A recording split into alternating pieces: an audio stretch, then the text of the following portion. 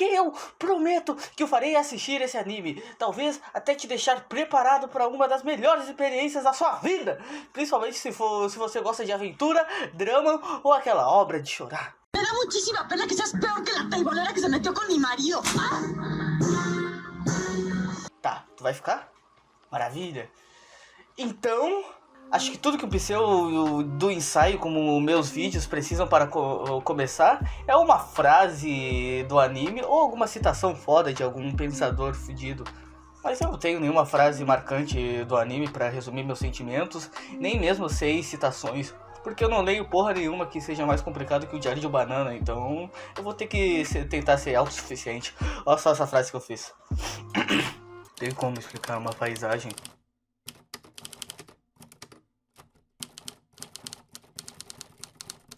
Se você não acordou cedo depois de uma insônia, como vou explicar os olhos que não se abrem?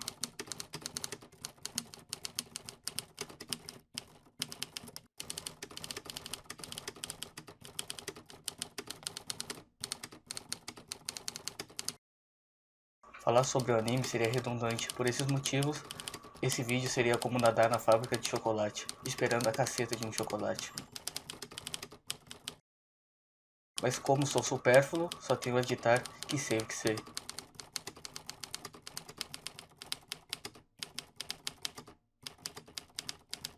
Gostaram? Eu gostei dessa frase que eu pensei bem na hora que a tristeza bateu no final do primeiro episódio de Fumetsu no Anatae. E eu realmente pensei nisso. Tá, eu disse tudo isso porque o básico para alguém pseudo-inteligente como eu é pensar que uma história é a visão de mundo do autor, que irá colidir com a nossa visão de mundo, e que só vivendo a própria vida para ter a experiência ideal. Isso também pode ser uma desculpa para mim não ficar num loop eterno de consumismo de mídia. Talvez isso seja algo para mim fazer olhar para o que tem além da minha própria janela. Por isso, quando eu falo que para entender meus sentimentos sobre a obra, você tem que ser eu.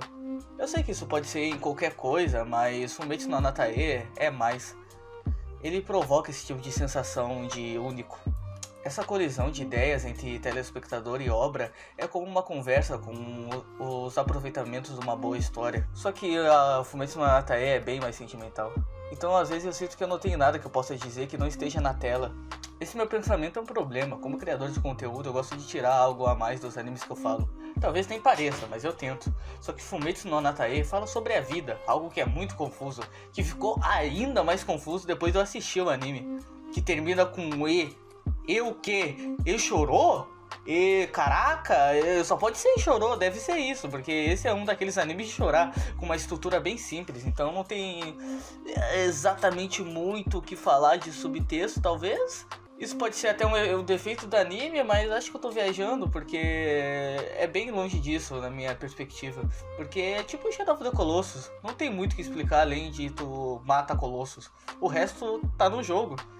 Se vira aí, olha, pensa. A massa cinzenta não é um alien do Ben 10, é uma parte do cérebro onde fica o raciocínio. Tá, mas parando com esse lero-lero, sobre o que é o anime? É sobre um ser mágico da luz que com suas mãos mágicas jogou uma luz mágica para o mundo. Uou. E essa luz repete que toca. Como coincidências são raras, ela não caiu no slime ou numa aranha, nem mesmo num Bruno Garguilhaço, mas sim numa pedra. E da pedra iremos e da pedra estaremos? Na verdade não. Meio que acontece uma coincidência depois que vai continuar a história. Parece que coincidências não são tão raras assim. Mas como disse um diretor da Pixar, que não lembro mais o nome, uma história é uma série de coincidências. Também tem outra regra da Pixar para roteiros, que coincidências para atrapalhar são bem-vindas, mas para ajudar, piora a história. Algo do tipo, eu sei que coincidências para ajudar é algo ruim. E de fato aqui não ajudou, pois então Kaishi, um lobo que morreu num ferimento na perna, caindo em cima da pedra, que então se metamorfoseou num lobo com o mesmo machucado. Que azar, graças à magia da luz, o desgraçado se regenera. Então foda-se o que eu disse. Agora o lobo, que é o mesmo, porém não é. A luz adquire o corpo, mas não explica em sua totalidade se ela pega a personalidade. Pelo que vemos depois, não. Só que em primeira mão só sabemos que a luz tem instinto de sobrevivência e poucas memórias, já que o lobo volta para sua casa, mas não reconhece nada, nem o dono, nem sensações. Voltando até sua casa, indo totalmente no instinto, ele se encontra com o dono da carcaça, que agora é da luz do caralho.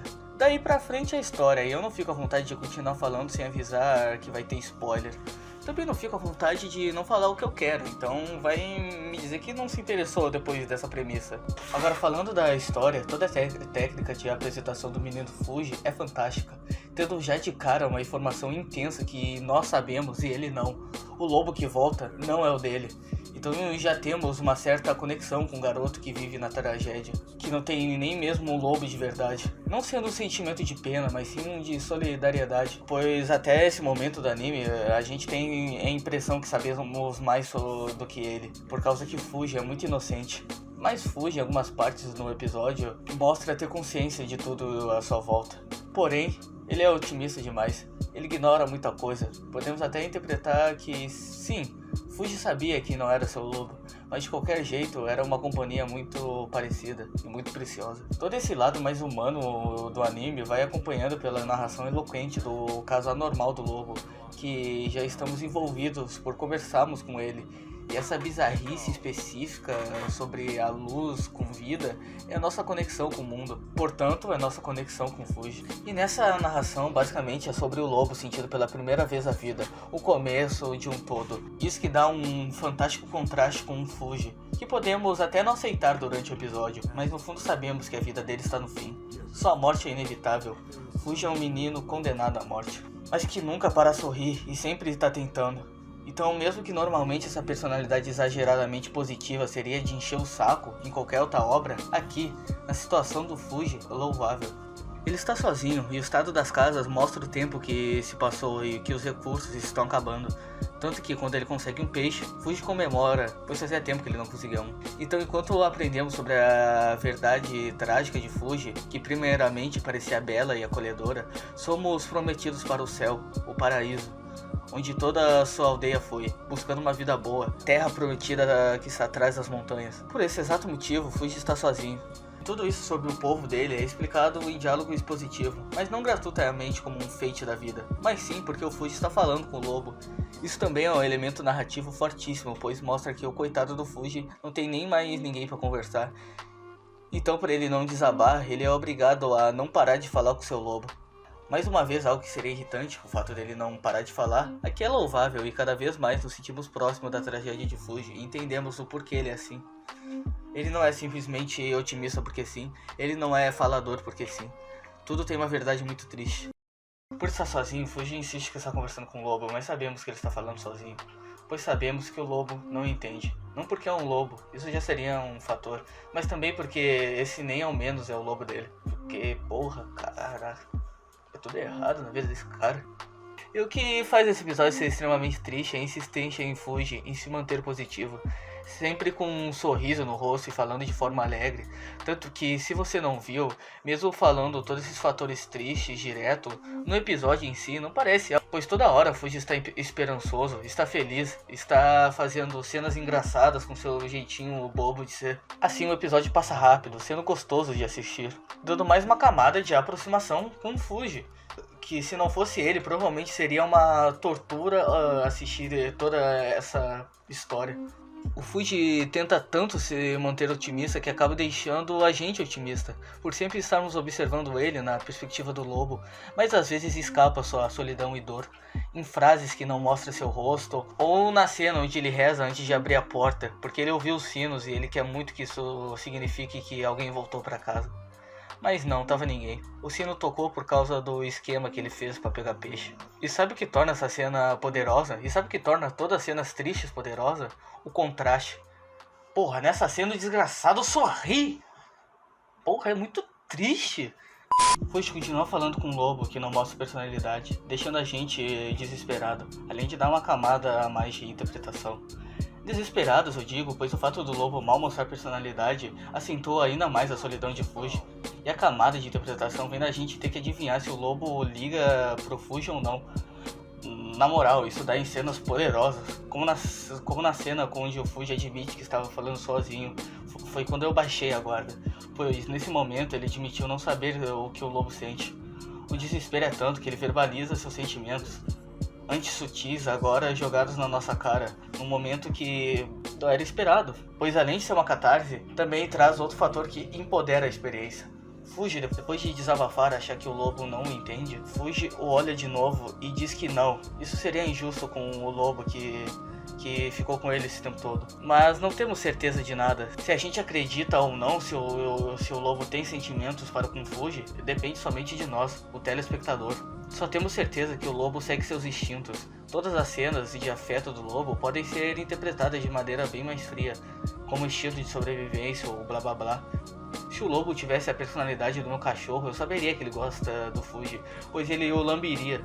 Mas o lobo luz aí nunca demonstra realmente carinho. Por isso essa camada forte de interpretação deixa o episódio ainda mais triste. Em todos os níveis possíveis está a tragédia de Fuji, onde sua morte acontece da mesma forma que seu animal, dando um nó final para um conto de morte.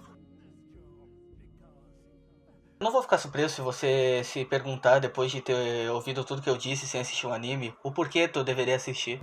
O porquê você deveria assistir uma história tão triste. Bem, ela não é só feita de momentos ruins, além de terminar com otimismo, porque o que é cravado como mensagem nesse episódio é que nenhuma morte é inútil. A vida não é inútil. Digo isso pois o episódio todo foi uma jornada de Fuji seguindo seus sonhos até chegar em lugar nenhum. Mas como dito no segundo episódio, nenhuma morte é em vão. E nesse episódio também tem essa mensagem, mas ela não é dita, ela é mostrada. Essa sendo uma das qualidades mais notáveis do anime. Com tudo isso eu quero dizer que toda dor e sofrimento, alegria e laços foram passados para uma nova vida, que agora é o lobo que se metamorfoseou em Fuji. E com a faísca deixada no seu coração, irá conhecer novas pessoas, sentir o mais belos dos sentimentos, podendo vir até de coisas simples como o sabor doce de uma maçã. No final das contas, tudo o que fazemos é para um futuro. Eu querer escrever histórias, ou você querer fazer pão, coisa do tipo, são faíscas de quem somos, que farão pessoas quererem viver e sonhar como você no momento. É difícil explicar. Eu posso até parecer redundante, mas Fuji viveu da melhor forma que pôde, assim fazendo um amigo que irá fazer o mesmo, que irá conhecer pessoas que poderão fazer o mesmo. E num ano onde o sofrimento é comum, onde a vida é tratada sem importância, esse conto de tragédia mostra que, na verdade, todas as vidas têm valor, mesmo que acabe com a morte. E isso que é poesia, meu. A tragédia vem do fato de Fuji não ter vivido uma vida melhor, não da forma que viveu. Essa foi esplêndida, já que não é sobre alcançar, e sim de viver sonhando. Fuji queimou totalmente sua faísca e repassou. E olha, esse anime não mudou minha vida, já que vi outros animes sobre vontade, sobre faísca, como One Piece, Ashita no Joe. O termo faísca que eu tô falando eu tirei de Ashita no Joe. E sobre a morte e a vida, já vi muitas obras sobre isso que mudaram minha vida. Mas consigo imaginar esse anime mudando a vida de alguém. Ainda mais se o estilo da pessoa for mais Fumetsu no Anatae do que um One Piece ou Ashita no Joe da vida. O mais impressionante é que tudo isso foi feito só num episódio. É de uma maestria narrativa que explode meu coração. Mas, pro vídeo não ficar muito longe, vamos ficar por aqui. Deixe seu like, compartilhe e inscreva-se.